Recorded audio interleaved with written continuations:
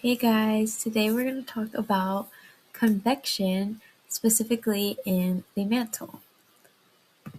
So, convection is the transfer of heat through the physical movement of fluids where warmer, less dense areas rise and cooler, denser areas sink.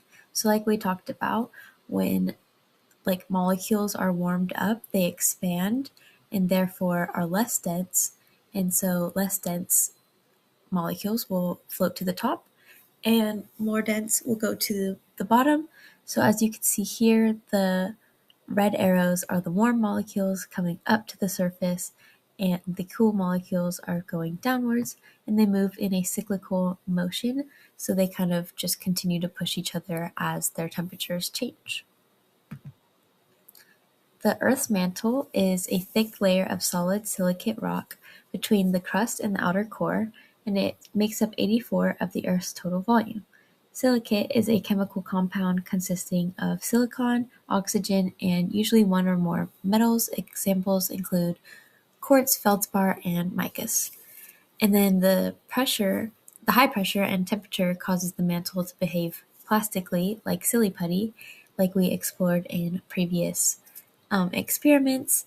And so it's a solid that can flow and shape in different ways. So convection actually happens in the mantle, and on the geological scale, the rocks actually flow over time. It takes a very long time, but they are doing that slowly but surely. And due to the heat coming from the core, the hot rocks become less dense and therefore floating upwards to the top.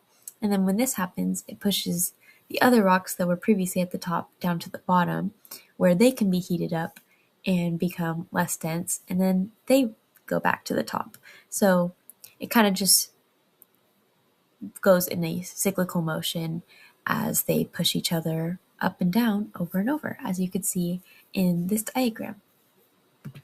So an example that you might see in your day-to-day life is when you are boiling soup. So the heated soup from the bottom of the pot, or like for fire, is heated and it rises to the surface because it becomes less dense. It then spreads on the surface and cools down. And then the cool soup goes back to the bottom, which at the same time is like the bottom is being heated up and they're switching spots like the mantle. And the circular current is called a convection cell or a convection flow, and it happens much slower in the mantle. So below a depth of about 700 kilometers, the descending slab of the lithosphere begins to soften and flow, losing its form and being pulled into the mantle.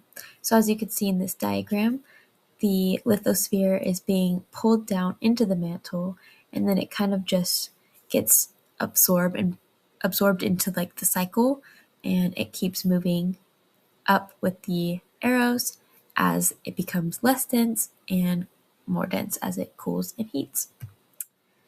And then an energy diagram for this would look like the one shown.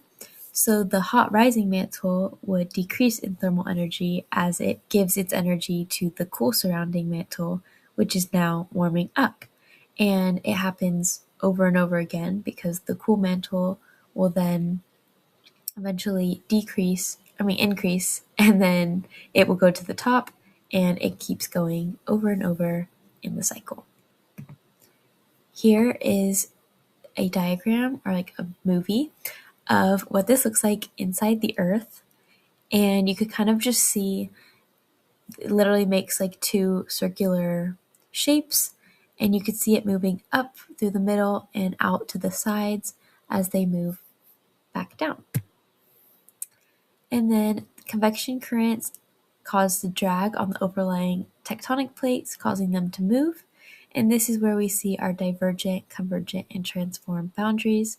So you can see in the video that you can kind of see the peak where it comes up and there's a line in the middle, and that's where the boundaries would actually split and magma is able to escape through the top.